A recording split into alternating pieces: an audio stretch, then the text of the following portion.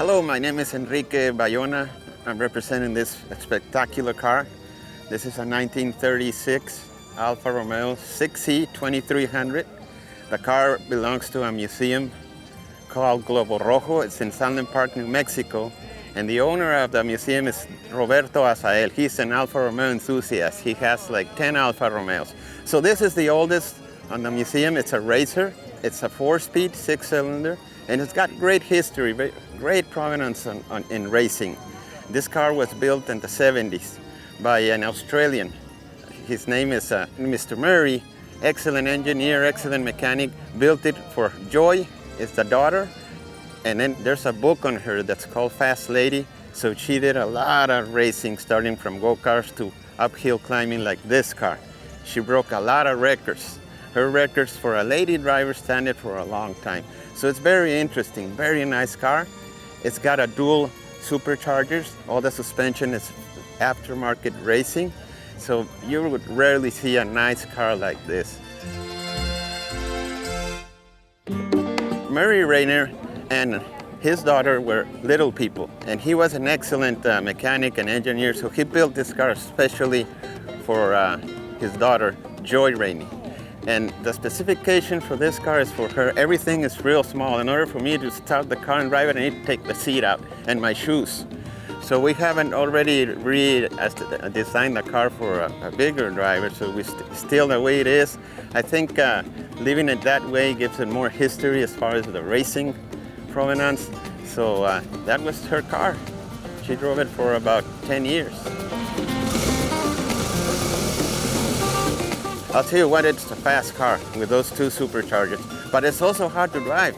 And this little lady must have been very strong because the clutch is very hard. The shifter's not easy to put, and I can't imagine her driving it like 30 or 40 minutes uphill, and shifting gears and everything, but it's fun. First of all, it's Concorso Italiano, car's Italian. There's a lot of nice cars here. We could have brought another Alfa Romeo, but this is so rare. And people have been looking at it and said, well, we've never seen one, and thank you for bringing it. So that was the main reason, because it's really a rare Alfa Romeo. You see so many Ferraris, Lamborghinis, Alfa Romeos. I mean, it's just spectacular. So if you're a car enthusiast, once you come here, you're going to be coming back every year. I mean, it's just very nice. Everybody who's watching, you got to come next year and you'll have a lot of fun.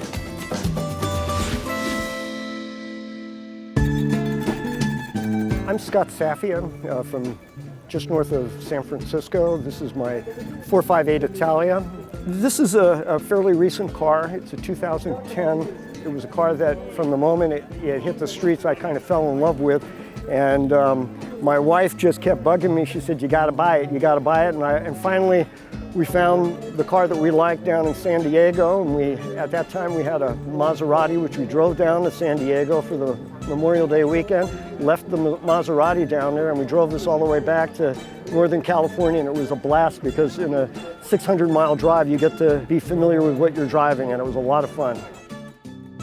We've been coming to the Concorso Italiano now for, I would say, about 18 or 19 years. We've had a variety of different Ferraris that we've shown here, and unfortunately, because this car is only about 8 years old, it's not judgeable by the Concorso Italiano.